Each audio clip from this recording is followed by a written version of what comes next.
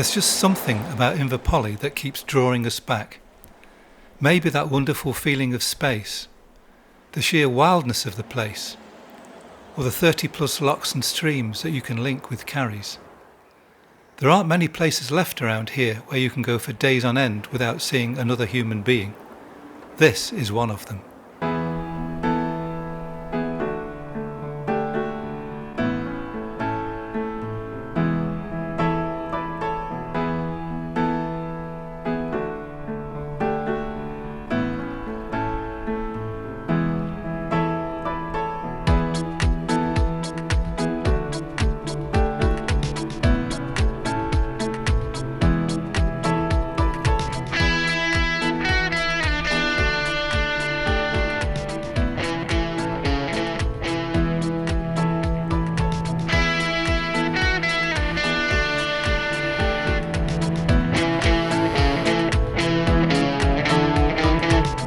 We're hoping to travel with our canoes from here at Loch Barallan, close to the height of land, where the water has to choose between flowing east or west, right down to the sea.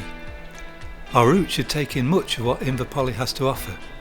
We can't wait to become immersed again in Inverpolly's intricate waterway system. We've plotted our route to take in some cosy, secluded camping places, camps that appear almost unexpectedly, hidden away here and there in what appears at first glance to be a very open and rather desolate landscape.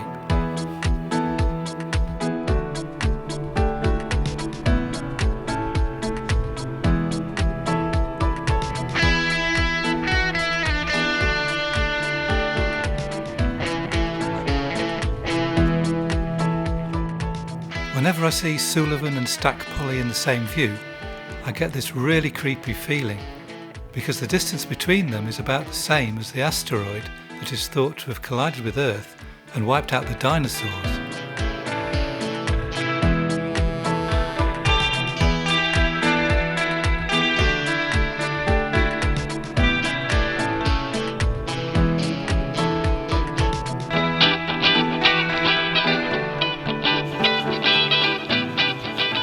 We use the old Voyageur portaging routine of 20 minutes or about half a mile of carrying, then rest by walking back for the next load. This stops your shoulders getting too stressed and sore. It's much better to do this than to keep going until you drop, because this is just asking to hurt yourself, or to need a prolonged recovery time.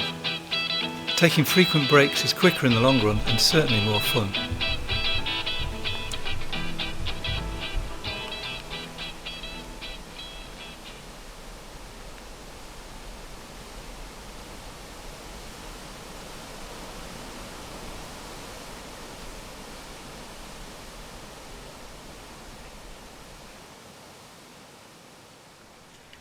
Below the waterfalls there was plenty of water in the stream. Some years ago I'd tracked our canoe up here with my wife whilst we were exploring, just pressing on up the river as far as we could, just to see what was up there. So I knew there were no nasty surprises downstream between here and Camlock. We could just relax and hitch a free ride. Or so I thought. As it turned out, I was dead wrong. Down near the road bridge we came rather suddenly across a new strand of barbed wire stretched across the river. You kind of half expect this if you're paddling off-grid in England, but not so much up here. I hope this isn't a taste of things to come.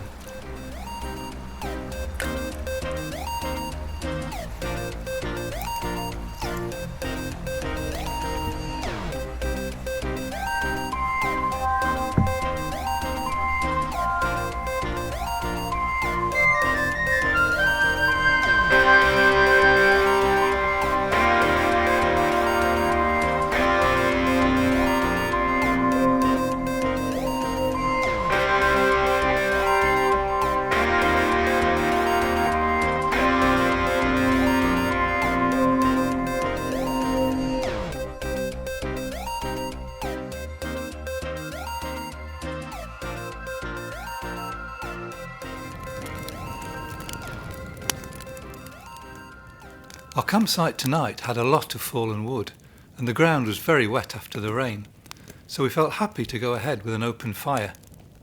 Sometimes we bring wood with us. Often we just don't feel that a fire is justified. The smoke from a fire always seems to go for you, doesn't it? Wherever you move to. Sometimes it seems that the smoke actually knows where you are and follows you around. It may be true. Some say that a breeze passing around your body creates a bit of a vacuum that sucks the smoke towards you. There are some great stories about canoes and fires. One party in Labrador even managed to set fire to their canoe, which was a write-off. They were then faced with 250 miles between them and safety. Luckily, they managed to build a raft and floated and walked back to civilization. More or less the opposite thing happened on the Franklin expedition to the Barrens of Canada. They ran completely out of fuel and had to break up one of their canoes and use the bark and ribs for a fire to cook the food.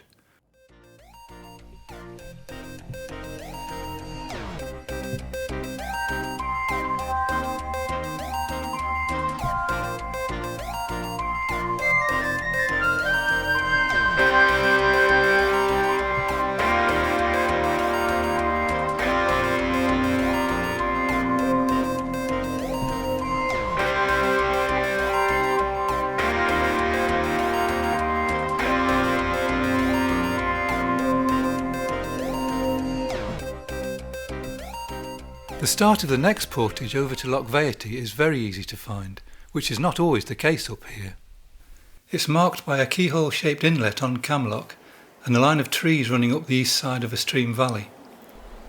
The portage itself climbs up for about 200 feet, then drops down to Loch Veity via a little lochen that doesn't seem to have its own name.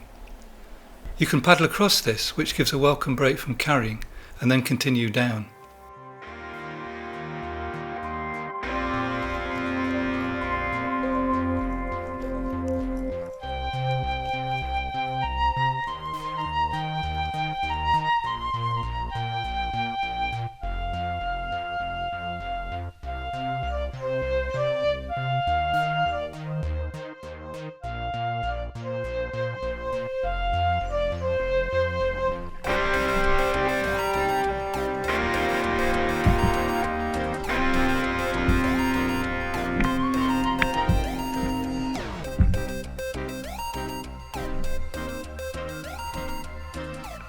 The next portage follows a shallow valley. It's actually downhill for a change for most of the way, once you've climbed over the initial ridge. I love canoe routes like this that start out as an idea on a map and gradually come to life as you meet the various stages for real, not really sure what difficulties you're going to come across, or what you're going to need to do to get through. By the time we got to the ruined house, about 2/3 the way along the portage, the sun was well over the horizon, and the light was beginning to fade. We were then faced with deciding whether to stop for the night or continue to a really good camping place we knew. We decided to gamble and press on, even though we knew tales of people getting benighted where they didn't really want to be and having to make camp in bogs or sleep afloat in their canoes. But we did eventually make it, although by the time we reached our camp it was getting quite dark.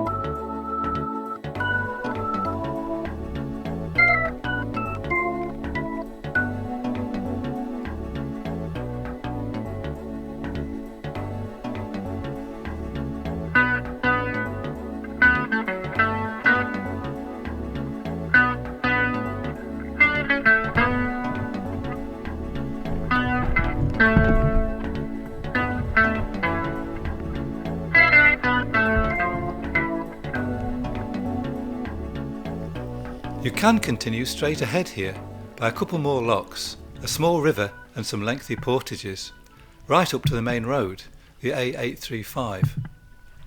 On a previous trip we came down this route as an alternative entry into the main Inverpolly area. It's not easy, but it is very varied. Paddling, lining, wading, carrying right under the mountains, and there are at least a couple of great camping places. I think it's also been used as an escape route when people have been pinned down by high winds. Today we're turning right through the Narrows, heading for a little beach we know under the shadow of Stack Polly, and the start of the next portage.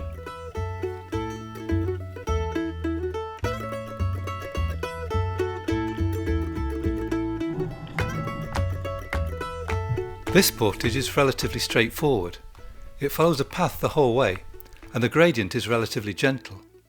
It's pretty easy going as these things go, although you do have to climb up 300 feet before dropping back down again.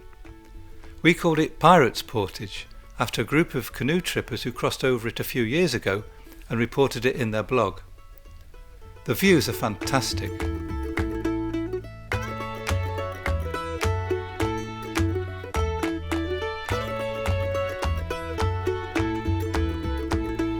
By now we were really acclimatising to the carrying, and it had become just a natural part of the journey.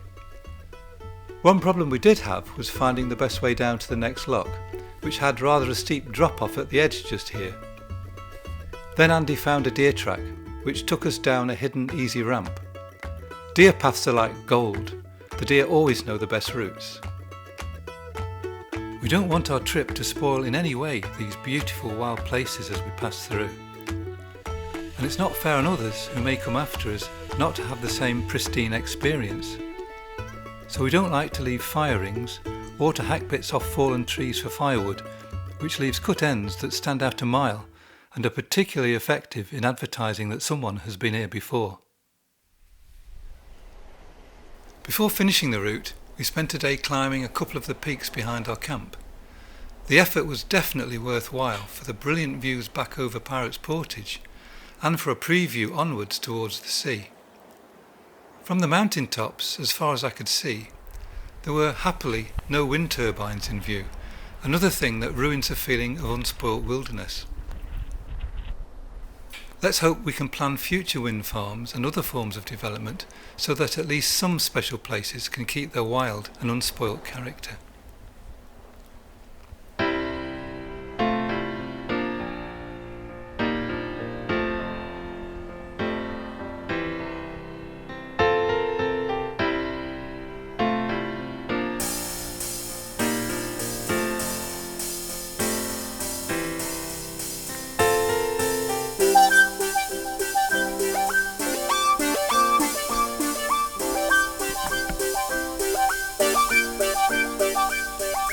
As it turned out, this was the end of the trip for me because of a flare-up of an old back problem. Every movement was agony, and I couldn't even bend enough to get back into my canoe. Andrew and Pat decided to continue and completed the route, whilst Andy helped me get back to the nearest road and then cycle back to get the van from Loch Barallan. This was altogether a magnificent route, such a mix of terrain and waterways and great campsites, and a real satisfaction of a group effort.